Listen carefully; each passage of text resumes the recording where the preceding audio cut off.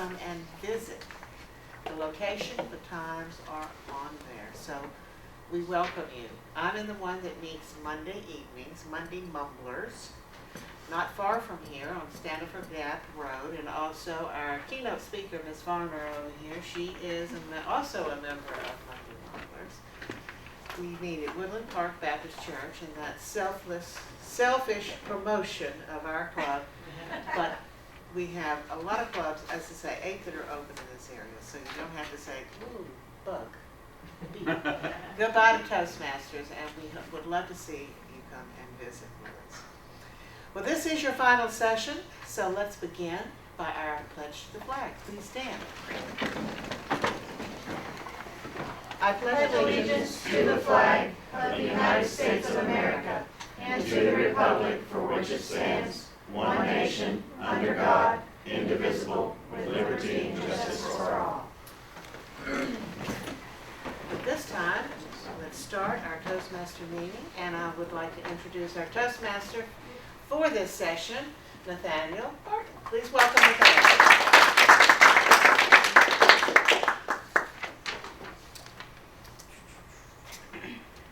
We have a guest speaker today, and her name is Edna Varner, and she has been an educator for over 20 years. Edna is an educator who has been a member of Toastmasters for over 20 years. During that time, she has served in several club offices and has won competitions at the chapter, area, division, and district levels. Her speech today is from the Competent Communications Manual, Project Number 10, Inspire Your Audience. Her speech time will be 7 minutes, and the title of her speech is Fear of Public Speaking. Bring it. All right. Look on your agenda. No. This one. Oh, I should have done that. Yeah. So, this is the first thing, second thing, third thing. And the speaker, the government, and the business plan.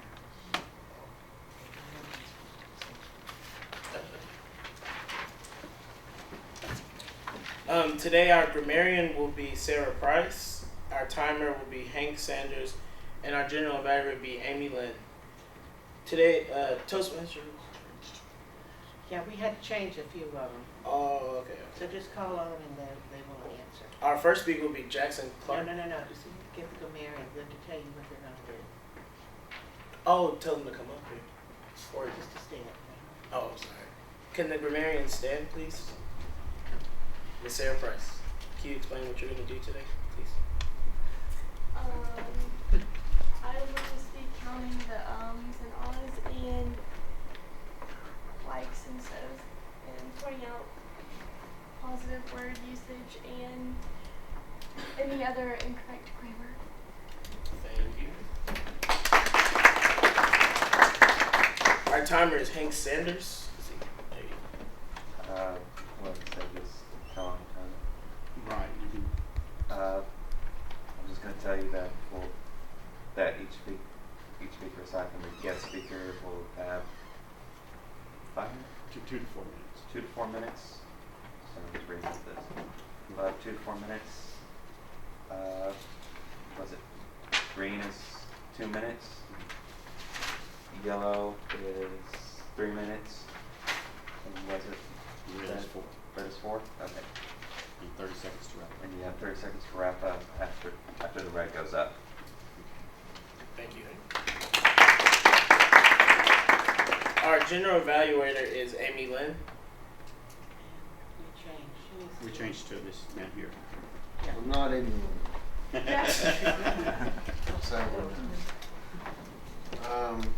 I will give an evaluation of like the entire meeting and call on people like who are evaluating the speeches to give their evaluation of the speaker.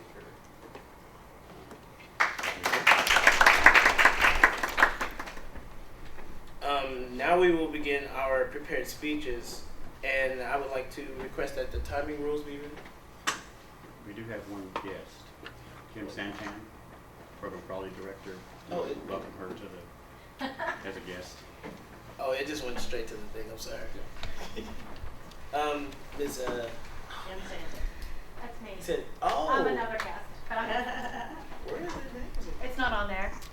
Could you please introduce yourself? I'm Yes, sorry. I would be happy to. My name is Kim Santan, and I'm the Program Quality Director for District 63 Toastmasters, which encompasses all of Tennessee except for Memphis, a little part of southern Virginia, and a little part of southern Kentucky. And my job is to ensure educational quality across our district. And I'm very honored to be with you today, and congratulations on a good job well done. Are there any other guests? Just in case? I'll just make sure. Okay, now we will go to the prepared speeches, and I would like to request the timing rules for the prepared speeches from our timer. Go ahead and say it again. Well, you have 2 to 4 minutes for prepared speech. At 2 minutes, you get the green. At 3 minutes, you get the yellow. And I'm not even standing up. I don't care. Okay. And then when red goes up at 4 minutes, and you have 30 seconds to get off. Thank you, Our first speaker is Jackson Clark. I don't have an introduction for him, but he's been in most of my classes, and he's a really good speaker, and I hope you enjoy what he has to tell you today. Please welcome Jackson Clark.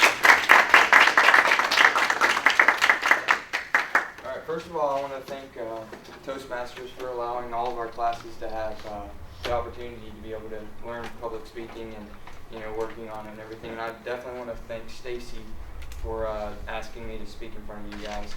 The first thing I want to talk about is, first thing I want to ask, has everyone had a good weekend? Yeah. Okay, well, mine's been kind of sucky. I work at Taco Bell, and I was washing dishes, and the water kind of gets nasty after a while. So water splashed up, and now I've got an infection in my eye from it. So now I'm like having to barely see and everything. So, but I just thought I'd tell you guys that. Just maybe show some sympathy towards me. Anyway, so some things I've learned about Toastmasters is, one, I've learned it's very hard to public speak in front of people. Speak and make sure you're not having ums and everything. And we've learned a lot over the course. Another thing I've learned that is public speaking is very important for a lot of reasons. One, it could be for job interviews, and that's the major thing, is definitely job interviews or just jobs in general. And another thing is networking. Networking, especially in the business world or just any field you guys go in, is a major importance. Because networking can help you get connections, whether you do filming or whether you're in culinary or just anything to get your foot in the door. Also, another thing, it's important for, let's see, how do I want to word this? I don't know how to word that, but yeah, okay. So anyway, I'll go to the second point. How this will help me in the future, and it definitely will help me with the future of what I want to do, which is filming, and also networking helps out a lot with that also. Plus this will all help us in general for our speech classes that we've taken if we haven't already taken one. This has been definitely a great opportunity to be able to speak. And I know I stutter a lot, freak out, and have nerves when I come up here and talk. But I really do appreciate the opportunity of doing this. So thank you guys.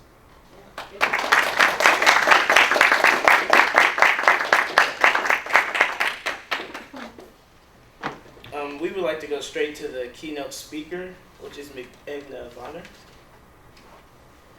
She has been an educator for over 20 years for Toastmasters. During that time, she has served in several club offices and has won competitions at her chapter, area, division, and district levels.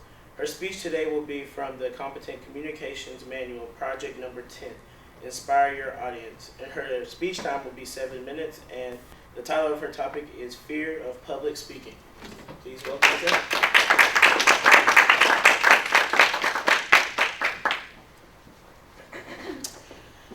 Fear of public speaking, bring it. I am sure you've heard the research that the #1 fear is not death, but public speaking. Anybody heard that research? Well, you're hearing it today. I mean, this is really true. Research has been done. The #1 fear is not death, but public speaking. Death is number 2. And Jerry Seinfeld said, you can assume that at any given funeral, the people in the audience would rather be in the casket than doing the eulogy because they fear public speaking.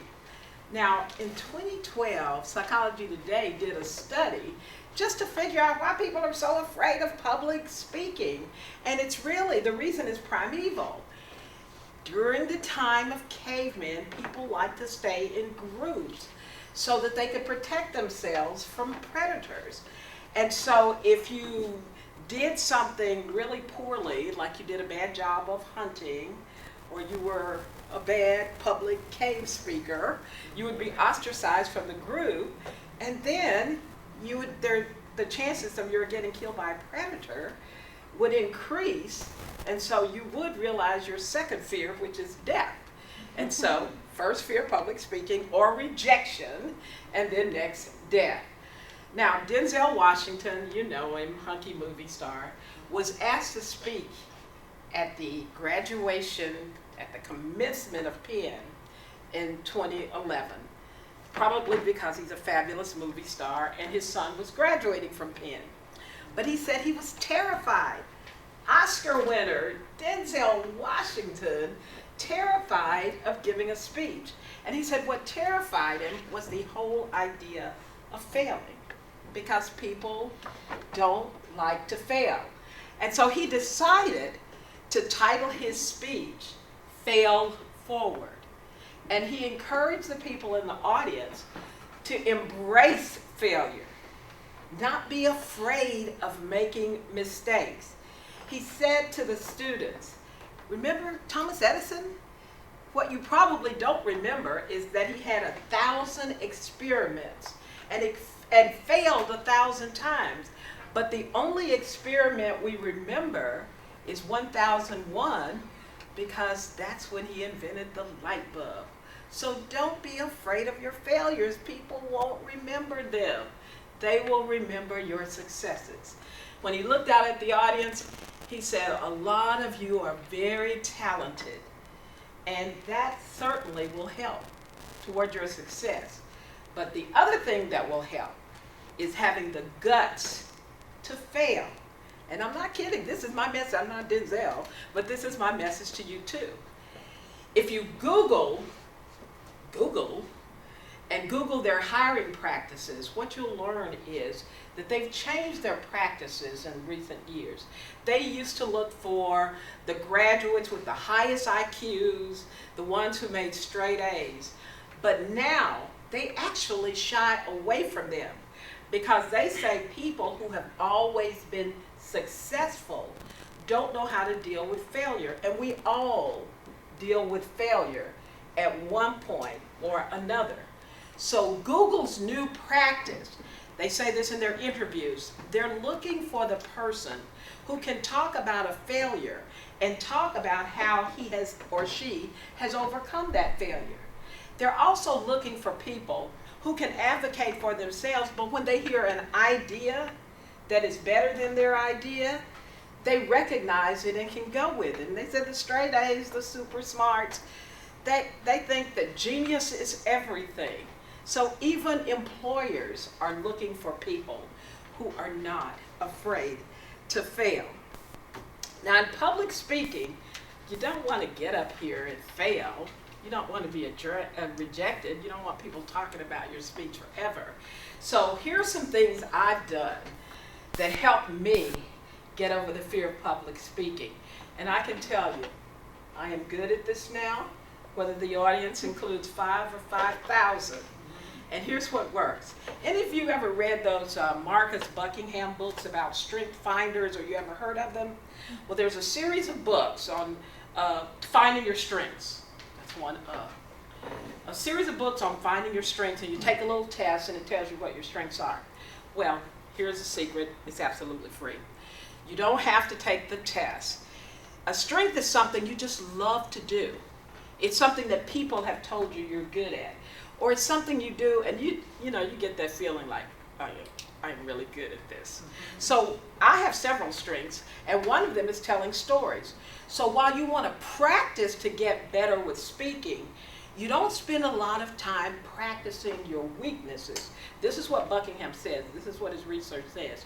What you want to do is get better at your strengths, and then let your strengths help you with your weaknesses. So I love to tell stories. I'm a former English teacher. First off, I love to collect words. So when I hear somebody say an interesting word, or I read an interesting word, I write it down. And then the whole week, I try to use it every chance I get. And then I have this great word, and when I say something, like the word eclipse, which means the same thing as overshadow. I'm definitely going to go over time, but not much. It means overshadow, so instead of saying something like, bad grammar will overshadow good content, I can say bad grammar will eclipse good content. I sound really smart, don't I? But I say that, so that's my word. Okay, how many of you have seen the word ubiquitous on billboards all over town? So I saw the word ubiquitous, and I thought, I think I know what it means. I'll look it up when I get a chance. But I didn't look it up at first, and then I kept seeing ubiquitous everywhere. So I finally thought, I love words. I'm going to go home and look up the word ubiquitous. Does anybody know what ubiquitous means? It means something you see everywhere. And when I saw that, I went, duh. Okay, the other thing I do is I love to tell stories. So when I want to practice a skill, for example, if I wanted to practice my vocal variety, I would tell you my story about when I thought I was with a serial killer taxi driver. But that's not the story today. You have to come to another Toastmasters meeting to hear that. The story I'm going to tell you is about when I was the second best reader in the 4th grade. I still have that title, the second best reader in the 4th grade. My teacher used to line us up based on how well we read. And so I was in the second seat behind Deborah Saxon. And that meant I was the second best reader in the 4th grade. Now, I'm so full of myself, I never thought about the guy over by the window, who was the dumbest, teacher must have thought he was the dumbest reader in the class. So I would go up every day, and I would say to the teacher, I really think I'm a better reader than Deborah Saxon. And he would say to me, I make these decisions. So I would go back to my seat, and when he started round robin reading, Deborah Saxon would get to read first because he thought she was the best reader. I hope nobody's related to Deborah Saxon. It wasn't her fault. So she would start reading, and every time she missed a word, I would look over and go. So that's the speech I use when I want to work on my gestures, because my strength is storytelling. Now, when I think about giving a speech, I don't worry about the fear. I actually embrace the fear. And you do need to practice, but the goal is not to just practice to excel. You practice to fail. Mr. Toastmaster.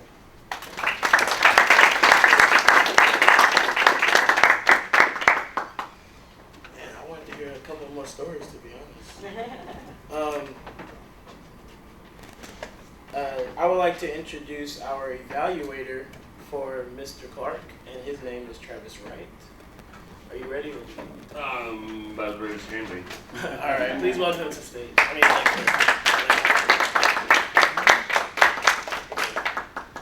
Alrighty, today evaluated Jackson. I spelled the name wrong right off the bat. I looked back at the paper and got it right. So as far as did his speech have an opening body and a conclusion, I feel he covered all those bases pretty well. And whenever it came to the reason for your speech, I feel that you explained the class and also bringing us all to a closure of what we've learned and how it benefits us in the future if we were to join Toastmasters and hang out with these mighty fine people another day. Right. And when it comes to body language and vocal variety, I feel you're pretty comfy in the skin you're in up here, as much as anybody can be. And your speech, it kept my attention. I feel it wasn't boring. You started out with a little story about workplace incidents. Sue Taco Bell. And then what could you have done better? I've got no options for a change, but if you get anything, I want that 10% for the office. And go, welcome back to Toastmasters. You good? My bad. I said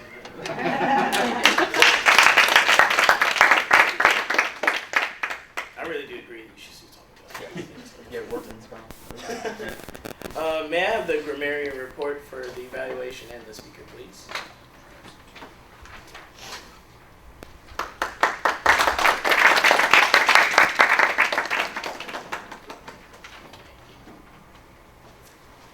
I don't think I heard any grammatical errors. The only thing I saw was the us and ums, and there's a few ands that were kind of unnecessary, just connecting sentences. Do you want me to like each individual person? You can't read it. Okay. In Jackson, you just had a lot of us. Edna only had one. And Travis, you just had the ands connecting sentences. You said once.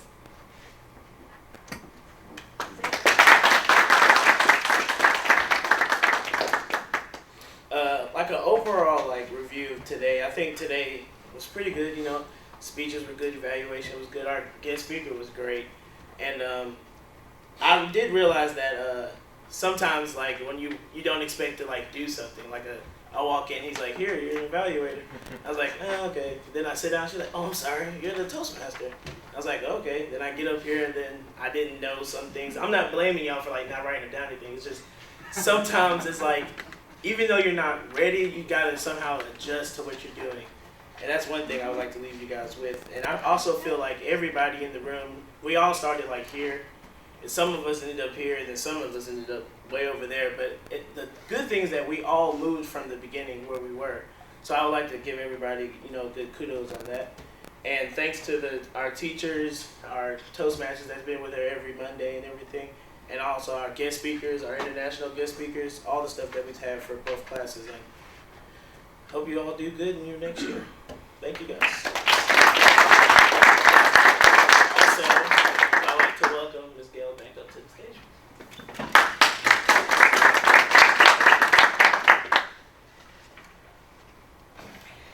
I believe it was Charles Darwin, I'm not certain, that said it's not the smartest or the strongest that survive. It's those that are most adaptable to change. Mm-hmm. And I think Nathaniel epitomized that today. Thank you. And that happens in all of our Toastmaster meetings. Somebody may not be able to show up, they may have a family problem they may have to work with, and we all adjust. And that's what life is about. So we are thrilled to be here. And I want to invite you again to come to a Toastmasters meeting when I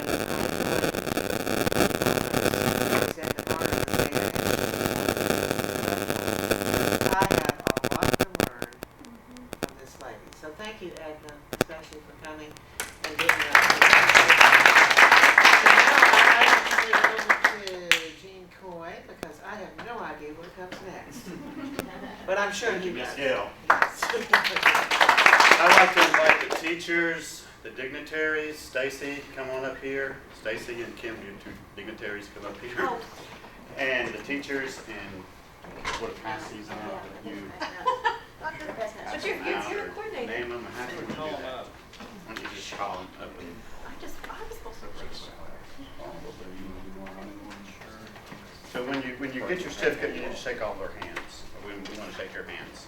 So we have certificates of completion, basically, just to say that you guys completed the Leadership and Communication Skills Workshop. They each have your name on them, and they're signed by Jean, Stacy, and Gail, and by Ed Souther, department head, myself, and Paul Ray. So pretty neat looking certificates. Frame them and put them up on your wall or something. So we're going to call you guys up here to come get your certificate. Okay, Amy Lynn. She's not there. That was where I give you numbers. Aziz. He's not here. Cody. Cody. All right. Veronica Atley. Come on over here, Cody. Oh. Come down the line. You're going down the line. Go down the line.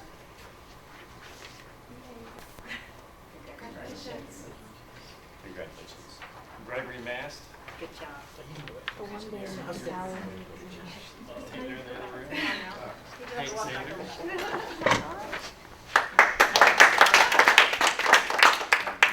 Autumn Donaldson.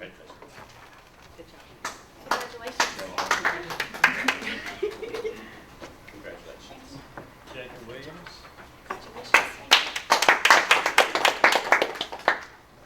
Esther Romanoff. Congratulations. She's not here. Kayla Hull.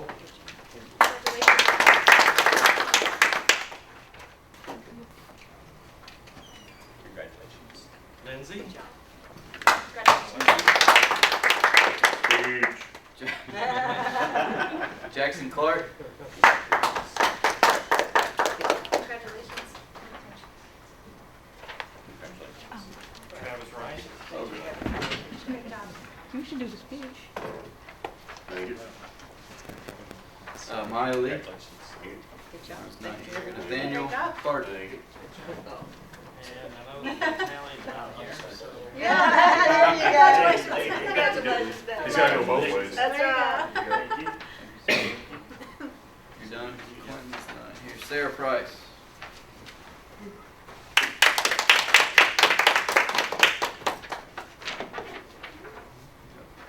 Shannon Morris. There you go. Practice where you don't graduate. Stacy Harden.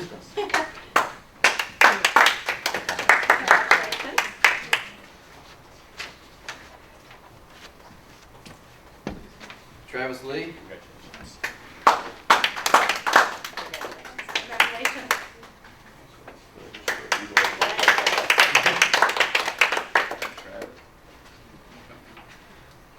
And then we have some certificates for our coordinators as well. The 3 Toastmasters who came were here every single Monday and did a lot of work to help us out. So if you guys will make sure you give a good round of applause for them. Stacy Thomas.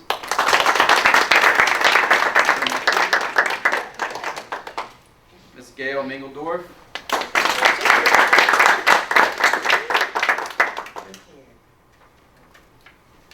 Congratulations. And Jean Coy.